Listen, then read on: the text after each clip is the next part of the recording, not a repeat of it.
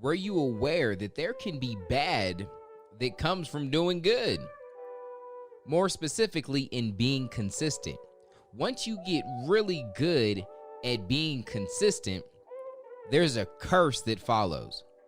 And no one's immune from this curse. And if you don't know how to deal with it, it might just kill your consistency. The Creator Podcast. My name is Dion Williams, aka Dion Does, and I truly believe that we were all created in the image of the ultimate creator, and therefore it's in us all to create. And this show aims to help you and I both level up in this four-dimensional game of life so that we can go out and create for good, whether that's for ourselves, our family, the community around us, but all of this a part of a generational vision of a family of creators coming together to be the difference. Creator family, how's it going? Hope you guys are doing well. I need to get back on a roll, man. I had a few episodes where I feel like I was keeping the times down. I was moving, then I start getting a little bit carried away. And I've had a few go a little bit longer. So I'm going to do my best to get y'all in and out today. See, it's even been a while since I've said that. I'm going to get you in and out today. I want to talk about consistency, which we've talked about already, but more specifically, the curse that can come with it. And you may be thinking like, what? A curse? And bad coming from doing good? Dion, what are you talking about? Now, for some of you guys, this is going to be a huge breakthrough. It's going to be freeing. It's going to clear some things up for you. And some of you guys, it's going to be a little bit premature, but that's good because maybe you haven't got to the point in your life where you're consistent with something. And that's the first step, right? Maybe you're trying to make a change in a certain area or you're trying to, transform or have a breakthrough, and it's going to require some consistency. And the more consistent you get, all right, people are going to start to take notice. And here's how you know you're not very consistent. You start to do good things, right? And it can be across any of the four dimensions of life: your faith, relationships, energy, economics, any of them.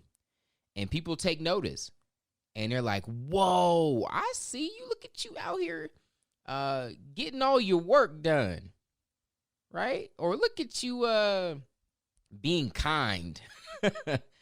Because they're not used to it. It's different for you. It's a change. And it's okay. You got to start somewhere. And we've all had that in certain areas. We've maybe been underperforming. And then when we step it up, maybe our spouse or our friends or our colleagues, coworkers, like they notice like, whoa, you're really changing or doing better in this certain area. And that is a good thing.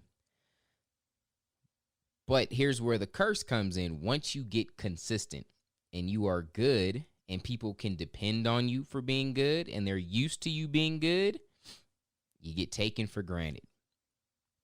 Because people get used to it, man. And man, me and my wife both have failed in this area and not being and taking the other one for granted. I didn't have times where I get upset. You don't know everything that I'm doing.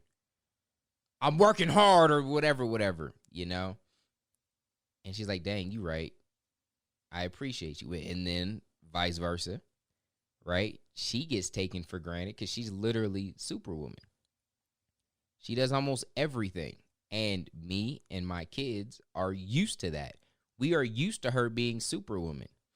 And sometimes people get exposed to her that aren't used to having, maybe a mom or a wife or a friend, whatever, that's Superwoman, and they're like blown away by things that we get to see her do every single day. And there's times my wife will feel, oh, I got my fan on again, man. How did I let that happen? I'm going to start working on that. But there's times where my wife will feel taken for granted, and that is the curse of consistency. And I'm sure some of you guys have felt that, right? If you are good at what you do, I've felt taken for granted by my employees. I've felt taken for granted for the people that I serve. Right? I haven't felt it yet with this podcast, but one day I will. I'm sure. right? I've sacrificed a lot for this podcast, and because it's fairly new, we're still under a month. The support is crazy. People are still leaving reviews and stuff, but some of that might die down a little bit. And some of you guys already have, taking your boy for granted. It's just another podcast that shows up for you. There's no work that you got to do. You just you search for it. It's there. But you guys don't know. Sometimes we've had to stay up later to make things happen or sacrifice other things to get this to you. And sometimes it sucks when people may not reciprocate love or support back, right? When I got to ask for 20 episodes for you to leave a comment and a review that might take you 2 minutes, but I've invested hours into, years of learning this, and then hours of just making sure that it gets to you for free. It's very, very easy. And if you don't understand what I'm going to share with you today, you run a risk of allowing that to seep in, right? That curse almost works as like a parasite.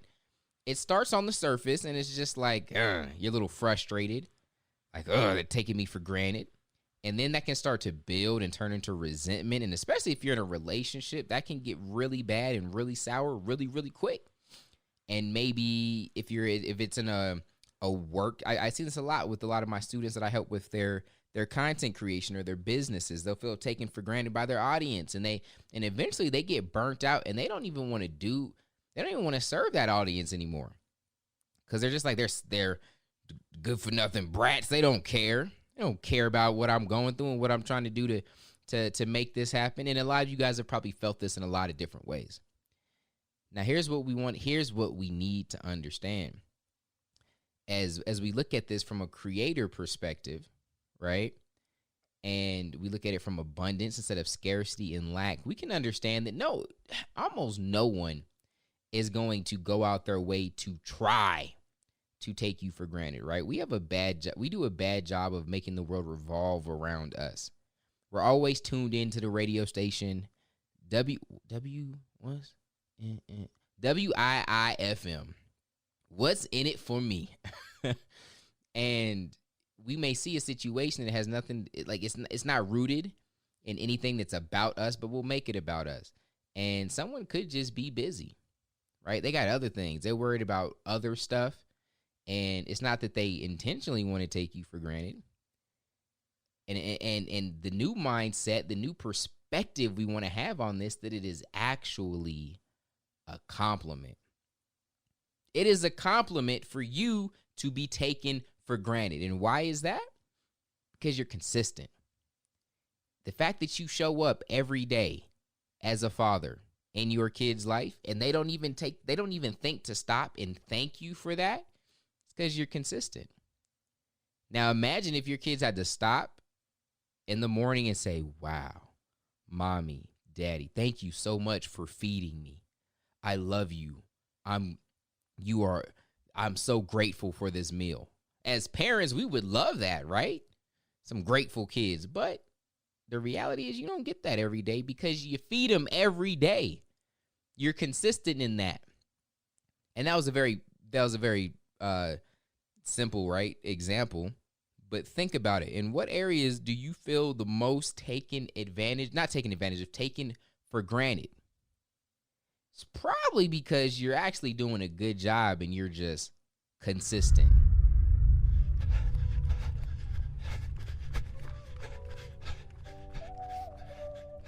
So we've talked about kind of flipping things on its head, right? Flipping the script and dipping the chip. Taking something that is working against you, making you feel a certain way, and almost pulling a jujitsu move on it and using its own momentum against it for you to get the upper hand, right? So I want you, as we're looking to put some feet to this and not just, all right, maybe have a light bulb or two go off with this principle. I want you to actually put some feet to it and get to thinking as you look across your creator frame and you look at faith, relationships, energy, and economics. What areas do you feel most taken for granted?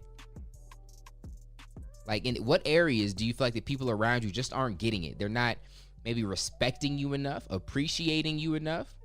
What areas? And now, first you got to identify it, number one. And then number two, I want you to take the time. I know this isn't fun, but this is how you get results. Don't just think about it. Actually take the time to write out a new perspective. Okay? And I'm going to give it to you. It's very simple that, instead of, the people may not notice that I'm doing this, and that. And it's not that they don't notice. It's just that they're so used to you doing it and being great. And that is the new perspective. Write it out.